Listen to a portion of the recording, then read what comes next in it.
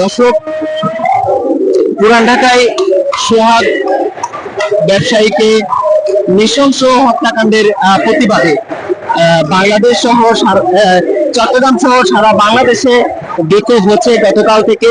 অর্থাৎ আপনাদেরকে যেই বিষয়টি বলার চেষ্টা করছি, ব্যবসায়ীকে পাথর নিক্ষেপ করে যেভাবে নৃশংসভাবে হত্যা করেছে, তারই প্রতিবাদে গতকাল থেকে কিন্তু সারা বাংলাদেশে বিক্ষোভ হচ্ছে।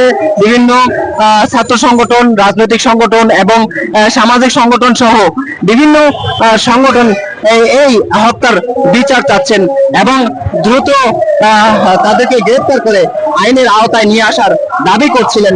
সেই জায়গা থেকে আসলে আজকে চট্টগ্রাম মহানগর বাংলাদেশ ইসলামী ছাত্র শিবিরের চট্টগ্রাম নগরীর যে মুরাদপুর সড়কটি রয়েছে, সেই সড়ক থেকে তারা ইতিপূর্বে নগরীর যে জিসির মোড়, সেই জিসির মোড়ে তারা চলে এসেছেন।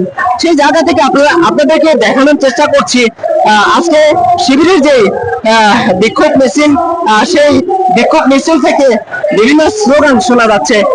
তারা বলছেন লীগ যাবে যে পথে, দল যাবে সেই পথে, এবং আমরা আপনাদেরকে সেই জায়গা থেকে আসলে যুক্ত করার চেষ্টা করছি।